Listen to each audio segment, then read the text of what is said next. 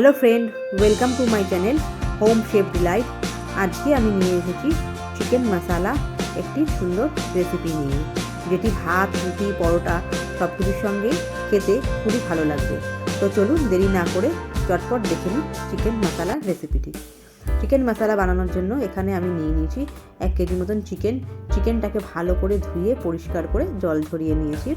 এর মধ্যে দিয়ে দেবো পরিমাণ মতো নুন, 1 টিস্পুন মতন হলুদ গুঁড়ো, 1 টিস্পুন মতন ধনে গুঁড়ো, 1 টিস্পুন মতন লঙ্কার গুঁড়ো আর 1 কাপ মতন টক দই। এটা দিয়ে ভালো করে ম্যারিনেট করে রাখবো। হাতের সাহায্যে ভালো করে মিশিয়ে নিলাম আর 1 ঘন্টার জন্য ম্যারিনেট করে রাখবো। যদি আপনাদের হাতে সময় খুব কম থাকে তাহলে আপনারা আধ ঘন্টার জন্য ম্যারিনেট করে রাখতে পারেন। এখানে আমি নিয়ে নিয়েছি 3টে বড় সাইজের পেঁয়াজ কুচিয়ে রাখা। চিকেন মশালাতে একটু পেঁয়াজটা বেশি লাগে। আর এখানে আমি নিয়ে নিয়েছি 3টে মাঝারি সাইজের টমেটোটা এরপরে আমি পেস্ট করে নেব। ওভেনের ওপরে কড়াই বসিয়ে তার মধ্যে দিয়ে দিয়েছি 6 টেবিল চামচ মতন সর্ষের তেল। তেলটা ভালো করে গরম হয়ে গেলে এর মধ্যে দিয়ে দেবো 3টে শুকনো লঙ্কা, 3টে তেজপাতা আর গোটা গরম মশলা, দারচিনি, লবঙ্গ, এলাচ এইসব। ফোড়ন থেকে সুন্দর একটু গন্ধ বেরোতে শুরু করলে আমি যে পেঁয়াজ কুচিগুলো করে রেখেছিলাম সেই পেঁয়াজ কুচিটা এর মধ্যে দিয়ে দেব। পেঁয়াজটা দিয়ে ভালো করে ভেজে নিতে হবে। চিকেন মশালাতে পেঁয়াজটা কিন্তু একটু বেশি দেওয়ার চেষ্টা করবেন।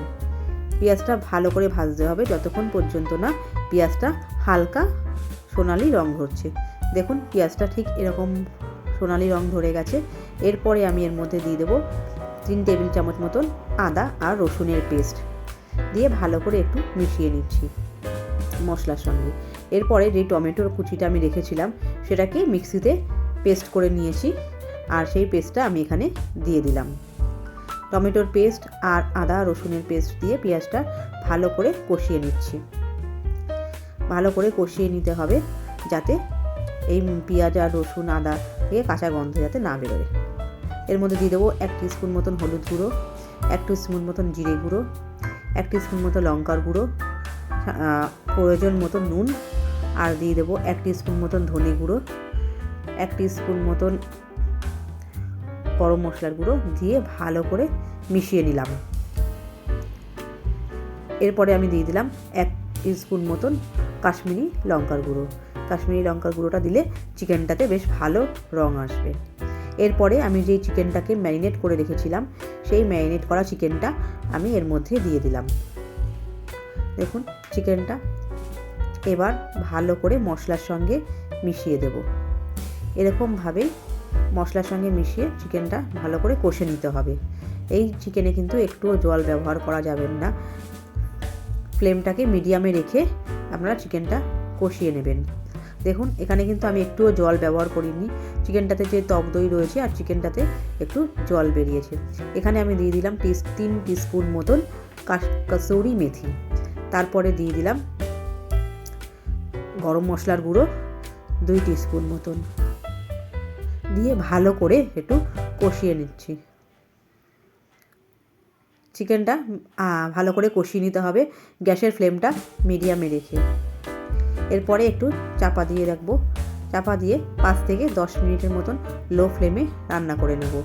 দেখুন চিকেনটা থেকে তেল বেরিয়েছে। এখনও কিন্তু আমি একটুও জল ব্যবহার করিনি চিকেনের মধ্যে। দেখুন চিকেনটা দেখতে কীরকম সুন্দর হয়েছে। ভালো করে মিশিয়ে এরকমভাবে ফ্লেমটাকে কমিয়ে দিয়ে কষিয়ে নিতে হবে। আরও একটু বন্ধ করে রাখলাম 5 মিনিটের জন্য। চিকেন মশালা আমাদের অলমোস্ট রেডি হয়ে গেছে।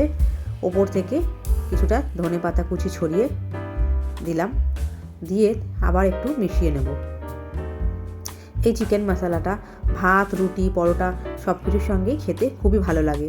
যারা চিকেন খেতে পছন্দ করে না তারা অবশ্যই এই চিকেন মশালার রেসিপিটা ট্রাই করবেন।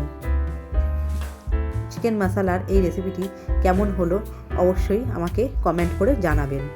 আর ভালো হলে লাইক, শেয়ার, সাবস্ক্রাইব অবশ্যই করবেন। আপনি যদি আমার চ্যানেলের নতুন বন্ধু হয়ে থাকেন তাহলে আপনার পেজটিকে লাইক করে ফলো করার অনুরোধ করব।